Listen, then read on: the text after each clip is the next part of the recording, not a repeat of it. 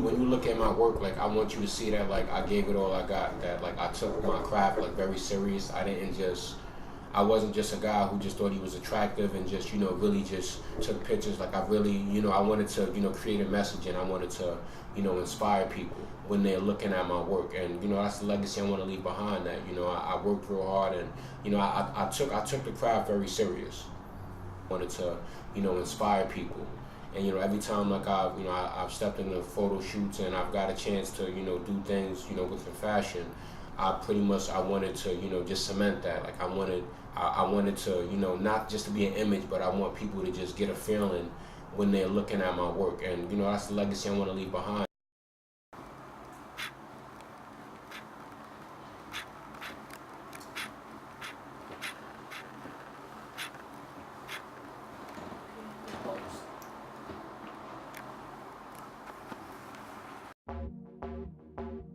Derek Smith. First and foremost, I'm a father. Definitely, I'm a father first. Motivational speaker, and I do a lot of philanthropy and model and actor.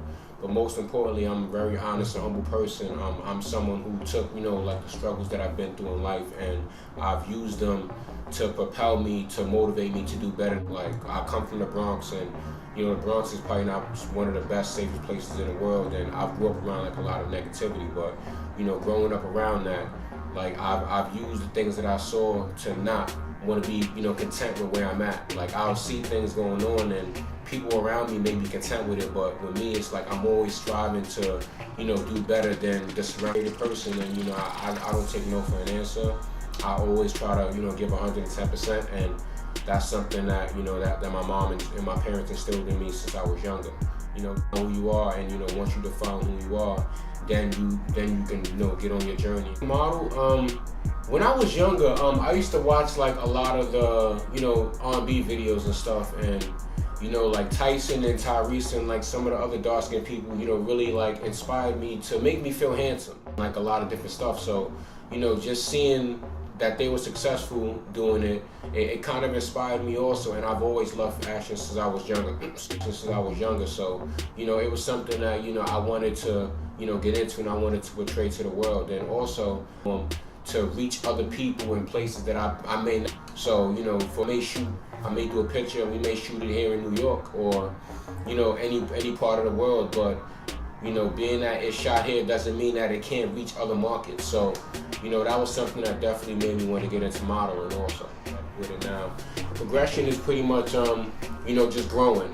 Like you may be a basketball player or something, or play soccer, or you may do music or whatever your craft is, and you may start out not being so good.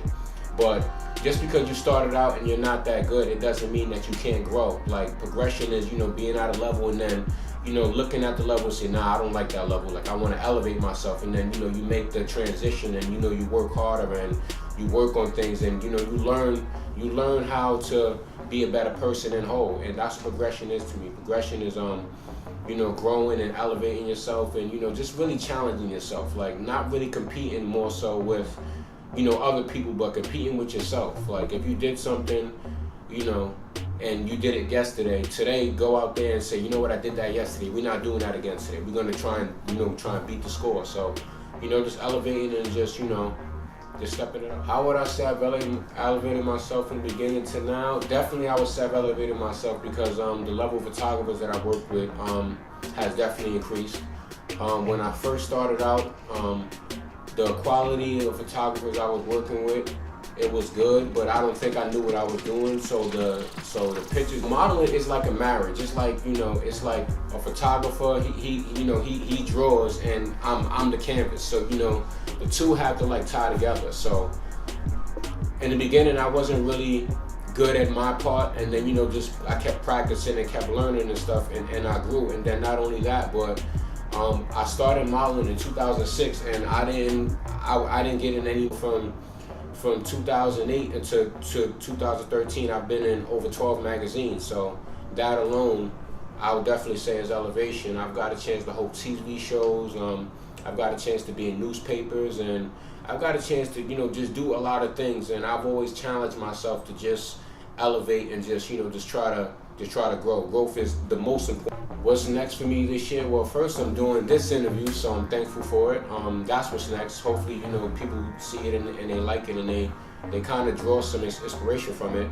I'm shooting a book cover sometime this year. That's growth also, because I've been on a couple of covers in magazines, but I've never shot in a cover of a book. So I'll be doing that within the next couple months. I got some music videos that I'm booked to be featured in, so that's something. And then I'm still gonna be doing my philanthropy work, such as like food, clothing, and toy drives and giving back. And I'm just piecing everything together, and I'm gonna get that to the go. So that's what I have this year so far. But being a model, everything is never guaranteed. Like I can get an email tomorrow saying that something else is coming up. So for the meanwhile, like those are the most concrete things that my most memorable moment as a model. I definitely would say it would be getting my first magazine cover. Obvious Magazine, that was my first magazine cover. It was very memorable because I never thought growing up I would be on the cover of a magazine. Like that's stuff that big time people do, like Iman and Tyson and Nine Campbell, like things like that. Like usually people that are really great models be on covers, and I thought I was good. I knew I could get into some magazines, but I never thought I would get into a cover. So me getting a cover definitely was a big highlight of mine. Also, I would have to say a little about it. I was in the newspaper. It was being made out of when Haiti had the tragedy at the earthquake, and I just be doing stuff that I normally do, just rounding up clothes and gifts to less fortunate people. I decided to do a clothing drive for people in Haiti and send clothes to them. And lo and behold, I got a call from here in New York, just a newspaper out here, and they asked me some questions, and I didn't think that they was asking them to put me in the newspaper. I thought they just wanted to know what I was up to, and lo and behold, they put me in the newspaper.